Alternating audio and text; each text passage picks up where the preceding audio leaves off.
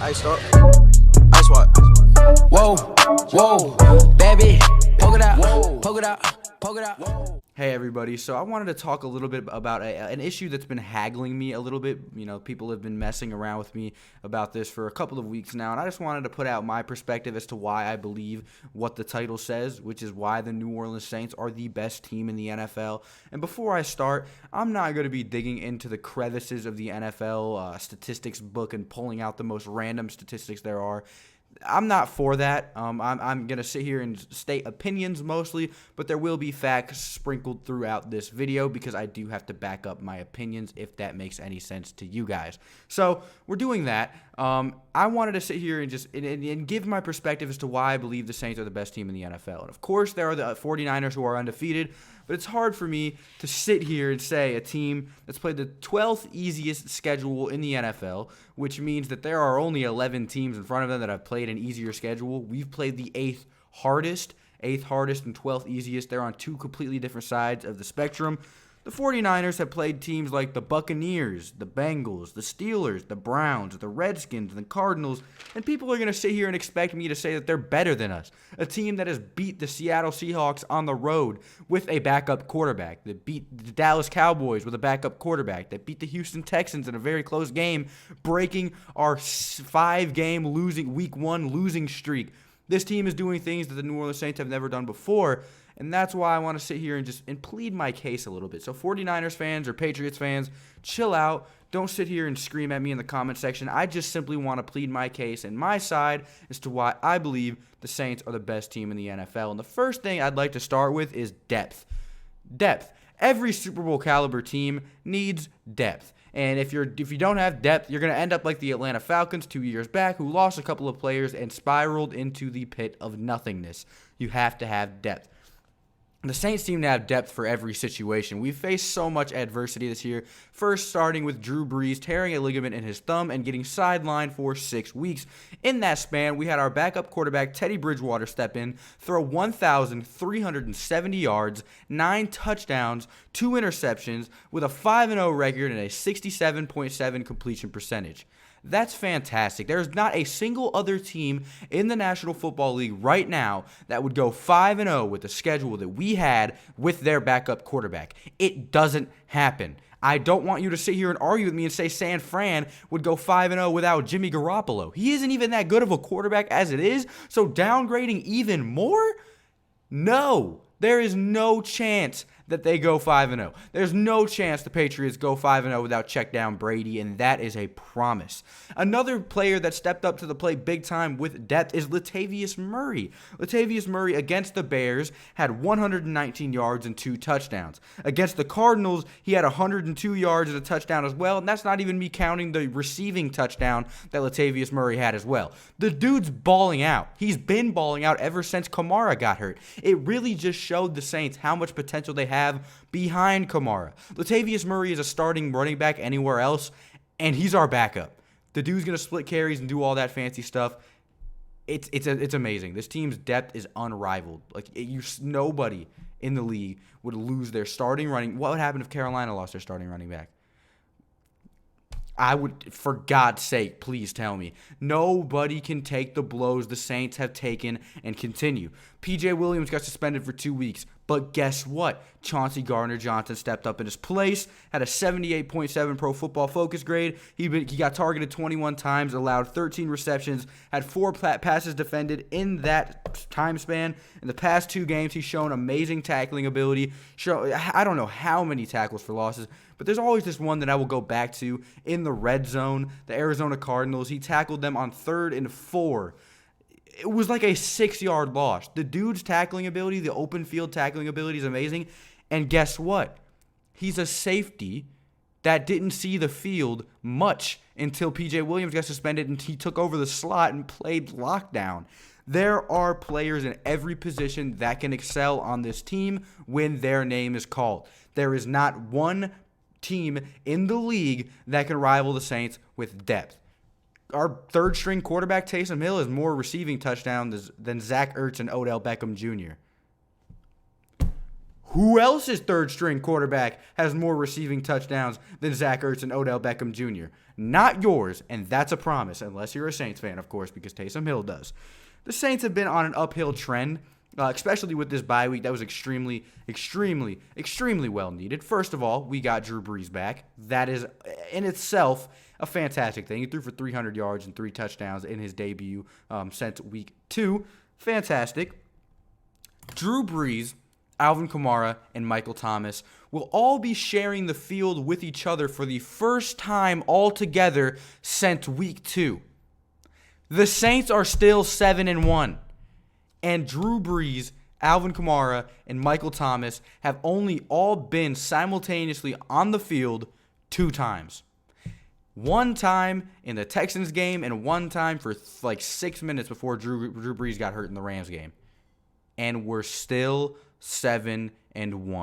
Stop debating. It's not a debate. This team is too complete. Nobody comes close to this team. And guess what? Oh, the New Orleans Saints only have one pass catcher? Oh my God. Jared Cook is coming back from an injury. Traquan Smith hasn't played since week 2, is coming back from an injury. Traquan Smith, before he got hurt, was 5 for 5, 75 yards and a touchdown. He was getting targeted and doing great things. He didn't drop one pass. He caught all of the targets. He's coming back. Michael Thomas having no help is no more. Jared Cook is coming back. I talked about how much success he had when the last 2 games before he got hurt. He had like 40, 50 yards in both of those games and a touchdown in each. He was balling out, going on a hot streak, got hurt. The Saints are coming, and they're going to be healthier than they've been since literally the start of the season. This team is coming together once and for all, and we have no holes. No holes. Not a single hole. The special teams is one of the best in the league, if not the best in the league. Deontay Harris is a amazing returner. He just has a little bit of rookie kinks that got to get kinked out. Thomas Morse is the best punter in the league, and Will Lutz is one of the best kickers in the league, who has been having a little bit of confidence issues, but he will be back on track. He's one of the best kickers in the league. There's a reason before he got jinxed that he had the longest road streak kick making percentage in the league by far. The New Orleans Saints are 10th in passing when 5.5 of the games that we've played so far out of the 8 we've played have been Teddy Bridgewater, and we're still 10th in passing. Michael Thomas leads the league in receptions and receiving yards. We're 15th in rushing. 2 games without Alvin Kamara will do that to you. We are focusing on a very primitive, simple pass offense while Drew Brees was out, checking it down to Alvin Kamara, throwing a couple deep balls to Michael Thomas. Very primitive, but that leads us the 15th in rushing. The 49ers are 22nd in passing. They've had the same quarterback all year, Jimmy Garoppolo, their starter, and they're 22nd in passing. That's a little bit disappointing. They are 2nd in rushing, though, but guess what? Yeah, there's another issue with them being 2nd in rushing. The Saints are 4th in rush defense, and you might not think that's significant because the 49ers are 2nd in rushing. They can rush on anyone. Let me read you who the 49ers have played this year and their rushing defense ranks. Tampa Bay, they're 1st in the league in rushing. They did great. They played on week 1, though, before Tampa Bay was solidified and had that identity, before Shaquille Barrett broke out, before they looked like that defense that they were for a couple of weeks. They played them, and they held them to 98 rushing yards. They played the Bengals after that, the 32nd ranked rush defense in the league, and had 259 yards. They played the Steelers, who are the 16th rush defense in the league, and I had 168 yards.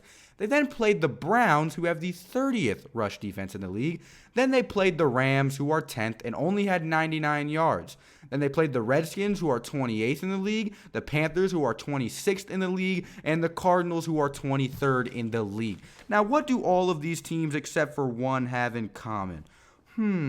They're in the bottom half of the league. Now, they did play the Buccaneers, and they did play the Rams, who are 2 top 10 rush defenses. I don't know how that equates, but, they're 2 top 10 rush defenses. But guess what?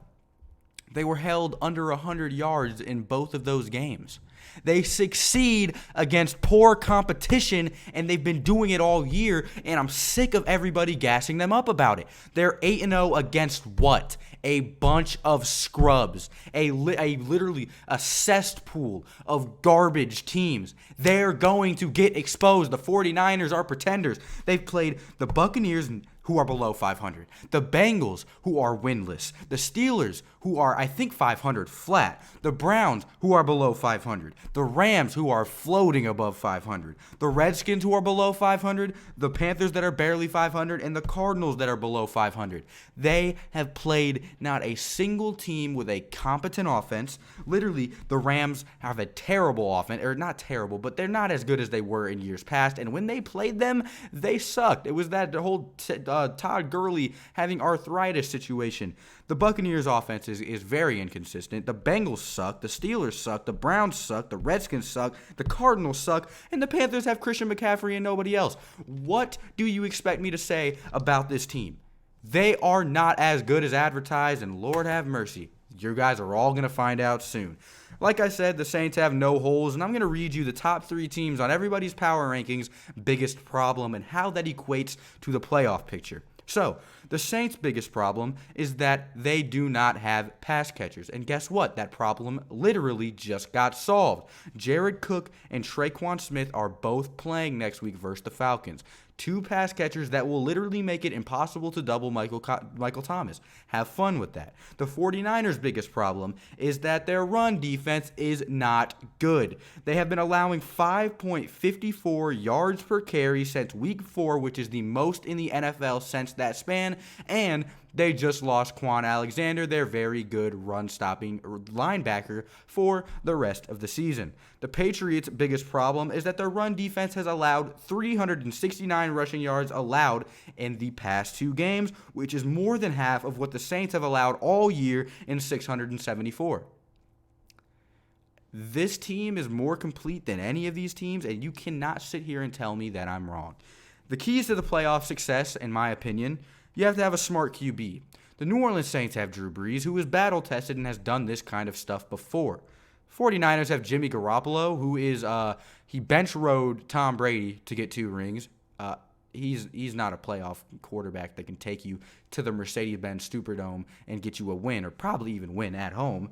Tom Brady, he's great. He has all those rings, but he looked scared against that Ravens defense. Those checkdowns were extremely aggressive. I trust Drew Brees more in this situation. And that's not biased. That's just me being a competent human being. Drew Brees isn't on a decline. Tom Brady, go watch the highlights from the Ravens game and tell me that Tom Brady's checkdowns weren't extra aggressive. I literally have watched Tom Brady throw 50-yard checkdown touchdowns and then get rode about it. Oh my God, look at this play by Tom Brady. He chucks it to his running back and he runs 50 yards. He isn't explosive. He isn't dynamic. He can't do anything with his legs. Drew Brees can't either, but Drew Brees can still throw 30 yards downfield and complete it. Another thing you have to be able to do is run the ball. That's not a question, because if you run the ball, you can control the time of possession. And in the playoffs, that's extremely important. The New Orleans Saints have Alvin Kamara and Latavius Murray, and I don't even really got to go back to the other running backs to tell you guys I trust them more than Matt Breida and Tevin Coleman and whoever else they have in San Francisco. You also have to stop the run. And like I said, those were the 49ers and Patriots' biggest problem. The Saints are 4th in run defense in the league. The 49ers are 14th, and the Patriots are 12th. I don't know what else I can really say here. I believe the Saints are the best team in the NFL. Facing adversity, they've done nothing but succeed. I don't know. That's just what I think. Let me know what you guys think. Who do you think is the best team in the NFL? What reasoning do you have? Yeah, boys, I just had to get that off my chest. I'll see you guys in the next one. Adios. Ballin' like Barkley, wrist so sparkly, internet surfing, feel like I Carly.